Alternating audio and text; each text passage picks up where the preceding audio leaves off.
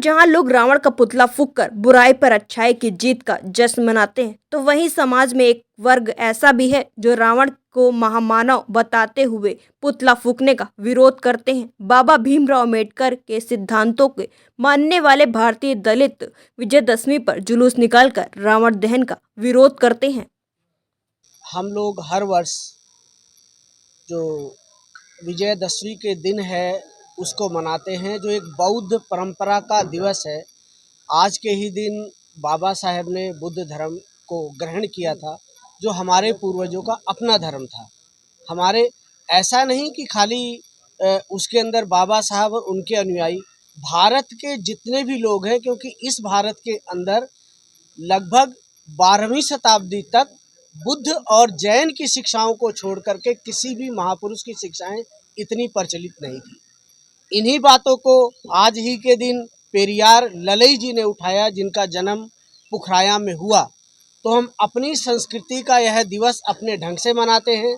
यह वो दिवस नहीं है कि जिस दिन हम किसी का दहन करें, किसी को जलाएं, किसी को मारें, किसी को पीटें और उसका उत्सव मनाएं, बल्कि वह दिवस है जिस दिन हम लोग अपनी जो बुरी इच्छाएं हैं, जो बुरी बातें हैं, जो बुरी कामनाएं हैं, उनका दहन करें। और एक भारतीय संस्कृति, वो संस्कृति जिसमें सभी लोग सौहार्द और मैत्री पूर्वक जीवन जिया जा सके।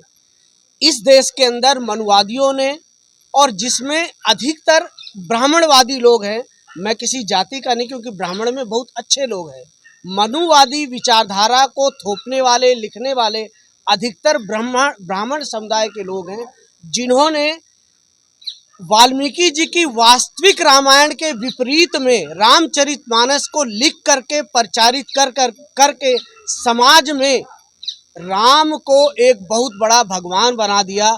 जबकि हमारे इस भूमि के अंदर, उत्तर प्रदेश की भूमि में, बुद्ध के बाद में अगर कोई बहुत बड़े महान संत हुए हैं, वो गोरखनाथ हुए हैं।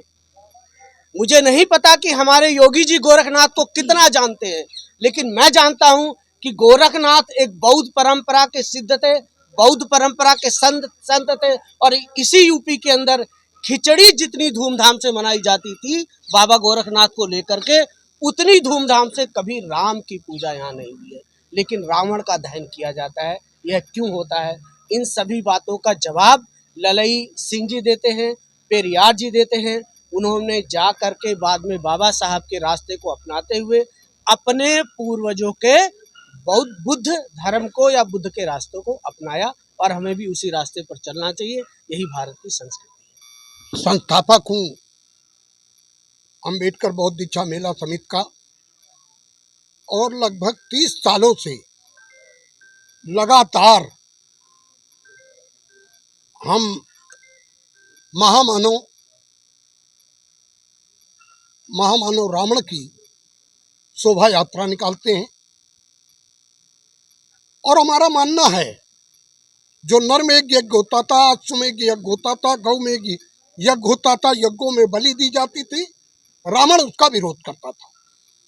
जो बलियों का विरोध रावण करते थे, और हमारा मानना है, और हम लोगों ने बराबर लिखकर, हस्ताक्षर करके हमने अपील की है लोगों से कि मत फूको भाई, मत फूको, ये रावण नहीं तथागत, जिन आप कह के रहे हो तथागत बुद्ध। और इसलिए हम लोग 5000 लोग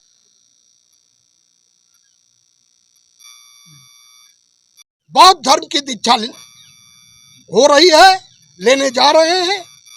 और भारत को बौद्धमय बनाने का जो बाबा साहब का सपना था, कोई धानुक धोबी, नाई भुर्जी चमोली और किसी के साथ इसको सम्राट अशोक ने आज ही के दिन ली थी, करने आज के दिन धर्म शिक्षा ली थी। और हम लोगों की भी पूरे भारत के बौद्ध में बनाने का जो संकल्प था, जो छुआछूत है, भेदभाव है, जो ऊंच नीच है, उसको जो है दूर करने के लिए हम लोगों ने संकल्प लिया है। बनते जी ने भगवान राम को कुछ टिप्पणी करी है, कितना सही मान रहे हो? देखिए, कोई राम को माने, हमें कोई दिक्कत नहीं, लेकिन हम महामानव रावण को मानते हैं। और ये मेरी डिमांड है कि आपके माध्यम से, चैनल के माध्यम से, कि जो रावण का जो पुतला दहन हो रहा है, इसको तत्काल रोक लगाई जाए।